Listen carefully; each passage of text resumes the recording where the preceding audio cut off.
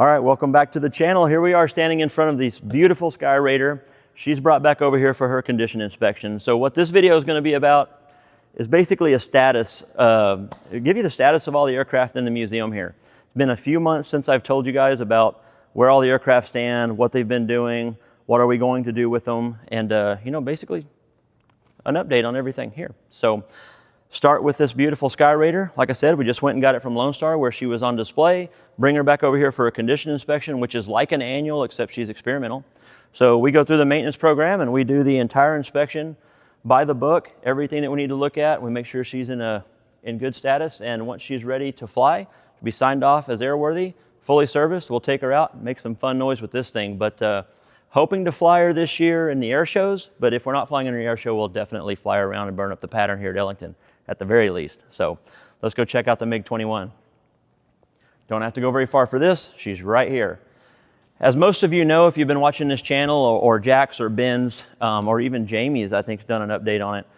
The MiG-21 has been down for a little while now. Now, we thought it was going to be a simple fuel pump, change the fuel pump. We decided, you know what, if we're going to have to take the tail off and the afterburner off to change the fuel pump, we may as well put our new engine in it.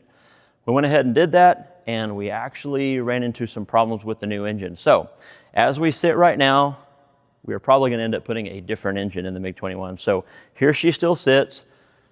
You could say she's ready to go, except for we need a new engine. So working on that. We haven't decided the solution on that yet, but we're definitely not giving up on her. She's got a lot of life left in her. It's just a matter of figuring out how we're going to go from here, as far as putting maybe the old engine back in there with the new pumps, or maybe just finding all new equipment, putting new engine, stuff like that in it. But other than that, she's pretty good. She's definitely itching to fly.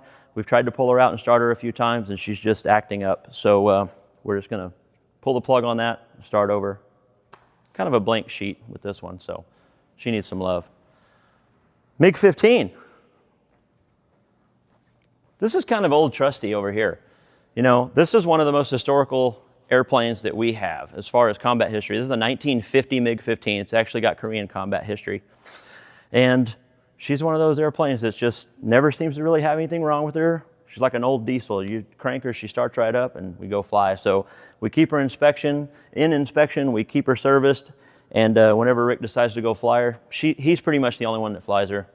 He'll go fly her around. So she's coming up on inspection as well, so we'll take a look at her, make sure she's all good to go, pull her out, and at least go take her around the pattern. So other than that, she is a trusty little steed, and we are so excited to have her. She's not exactly Vietnam, but Korea is close enough, and the fact that I believe she's the second oldest flying jet in the world makes it pretty cool to have her in the collection. F-100. We just ran her about a week ago.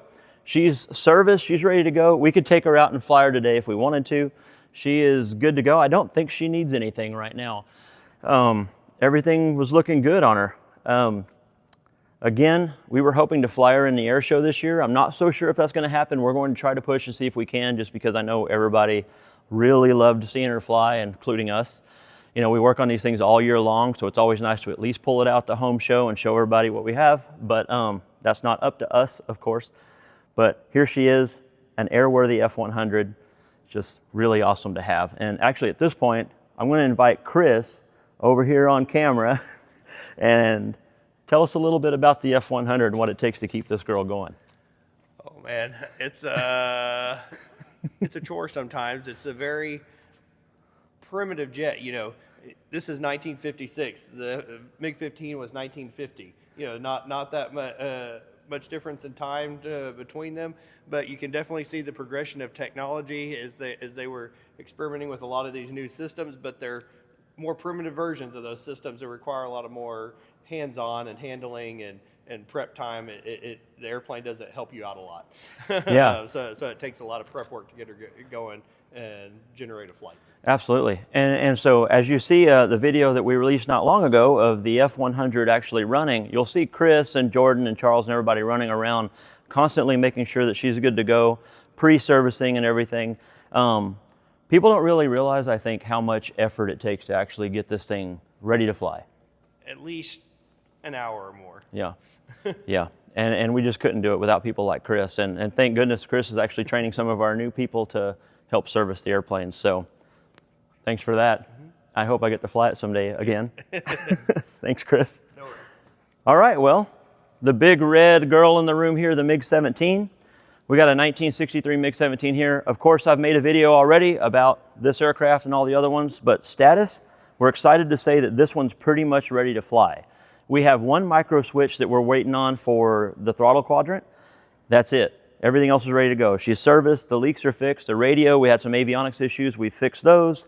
She is ready to go. She comes, we pull her out, we start her up, everything works, afterburner's working. The micro switch is fine, but we want to fix it. It's a little bit gummy, I think, so we're going to just replace it with a new one, and she's gonna be ready to fly. So we're very excited because this one hasn't flown in a while. We're really excited to get her in the air, and we'll definitely be doing a video when that happens, so stay tuned, but really cool airplane to have in the collection. The Gnat, not really any good updates on the Gnat. She is ready to go except for a comm issue. The issue we are having, everybody keeps asking, so I'll clear this up. We have some sort of broken connection or wire or something inside the cockpit that we cannot find. We cannot talk to each other in the cockpit, and we cannot transmit outside of the cockpit. So obviously we cannot go fly in this towered environment without being able to talk to each other or the tower. So we are at the point now of having 4 or 5 people separately look at it. Nobody can find the issue. I'm probably just going to put a new audio panel in this airplane, maybe even just a new transponder while we're at it. Although the transponder works, it's an older transponder, we might update it and put a newer transponder in it. But for sure, we're going to put an audio panel in it. As of right now, it's got a makeshift audio panel where, you know, back in the late 80s and 90s, people would run wires to each switch and they would actually make a little audio panel themselves, kind of custom, but now it's pretty easy. We'll just pull all that out. We'll put a regular Garmin or some kind of style like that audio panel in it, rewire it, and that should fix our issue because she is ready to go and I cannot wait to go fly her. So stay tuned for that. We'll give you more updates as that happens, but right now we're just pulling her out and running her every now and then, making sure she's exercised. Can't wait to get her airworthy again. All right, here we are with the Jet Provost. If you saw our one of our last videos, we did a run video where this was one of the airplanes that we ran. We're keeping her exercise and everything like that. She is actually awaiting her new tip tanks, which you can see over there. And also we bought her some nice fancy new upgraded brakes. So it's just a matter of waiting for them to be installed, and then she's gonna be ready to fly. And then of course I need to go and do my type rating in the airplane, and really excited to do that. I might end up doing it in a Strike Master so I can fly this Jet Provost as well as Strike Masters, to where the way the type ratings work in this, if you do it in a Jet Provost, you're still not allowed to fly a Strike Master. So I would kind of like to just go ahead and get all of them covered. So I might have found a friend who's going to let me fly their Strike Master and do my training and check ride in that, and that'll be great because then I can come home and fly this. But we're not in a hurry. We want to get the nice new brakes on it. We want to get the tip tanks on it. So as of right now, we're just doing engine runs and taxi tests and making sure everything just stays nice and lubricated and exercised, and otherwise she's ready to go. She is airworthy right now even without the tip tanks, but just it's nice to have a little bit of extended range on this thing. Otherwise it's got pretty short legs. So that's the update on the Jet Provost. Including in these updates, we decided we're going to go ahead and also do the Collings Foundation's really cool stuff like this ME-262. Our volunteers work with the Collings as well. We all work together to try to get these things flying and keep them flying. This one had a leaky left main gear actuator that needed to be resealed. We pulled it off, we sent it off, we actually got it resealed, and now it's installed back on the airplane. It just needs to be rigged and tightened and corrected, and then she's going to be pretty much ready to test fly and fly again. So you may have seen Rick Sharp fly this airplane in either the Houston Air Show or even we flew it at Tyler last year. So she's been doing some air shows lately.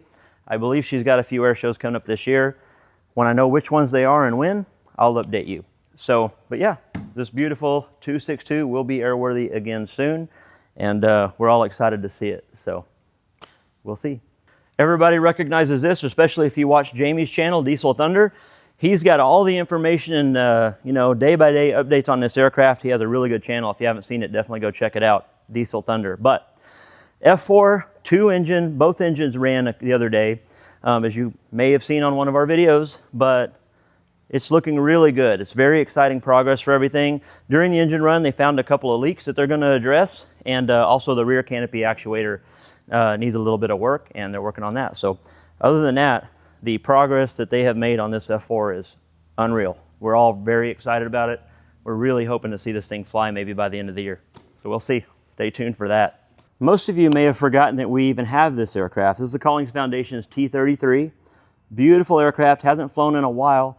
The issue we are running into right now is we actually need a new J33 engine for this airplane. So if any of you out there know where we could find a serviceable, with paperwork, J33 engine for this aircraft, we do plan to get her flying again. So we are actively looking for that. Otherwise, she just needs to go back into condition inspection, make sure we look over her, make sure all the systems are nice and serviced and tight and everything looks good, but we do need a new engine for her. So maybe you guys can help us out with that.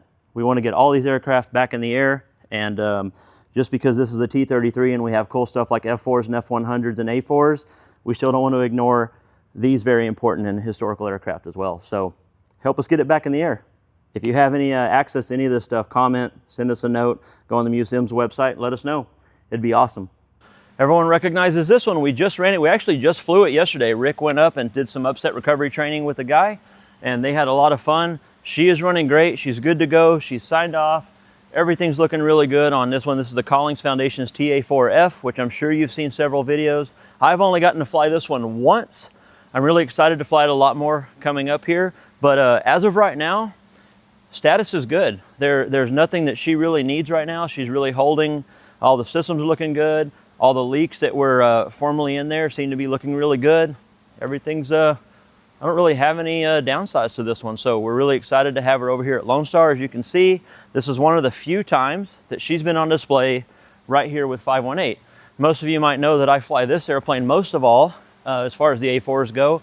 For the last almost 6 years, I've been taking care of her and flying her in air shows, and I even flew her in Wings Over Houston 2024 this last year. So I'm not sure if I'm gonna get to fly her this year in the air show, but we're hoping to fly her a bit more this year coming up. But as far as she goes, generator issue, these things are known for that, but we have a spare generator. It's just a matter of getting Mage, the A4 magician down here, and fixing it. So it's just a matter of importing Mage and getting him to fix it. But we have all the parts, we have all the tools. She's ready to go.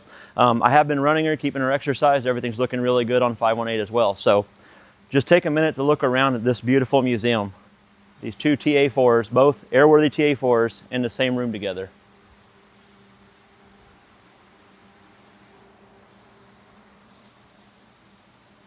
Last airplane we have an update for you on is the L39. As you know, we went to Tulsa this last weekend to go pick it up. We actually had a minor issue we found on pre-flight and before they ended up flying it. Simple, they actually already got it fixed, but we ended up having to leave an airline home before we could bring it home. So we will have an L39 joining the Vietnam War Flight Museum, but she's still stuck in Tulsa. We hope to go get her soon. Other than that, that's the update on all the aircraft that we have here. We hope you enjoyed this, and stay tuned. If you have any questions on any of these airplanes, please comment. Also go to Vietnam War Flight Museum's website if you're interested in coming and visiting the museum or donating. That'd be really nice. And send us an email on there if you have especially that J33 for the T33, the J33 engine we're looking for. And if you have any desire to help or come by and see the place, let us know. And don't forget to check out Lone Star Flight Museum as well. We work really well with these guys. They're awesome. They have a beautiful climate-controlled museum. All kinds of cool stuff in here. So definitely come check them out if you're ever at Ellington, and then stop by, come see us as well.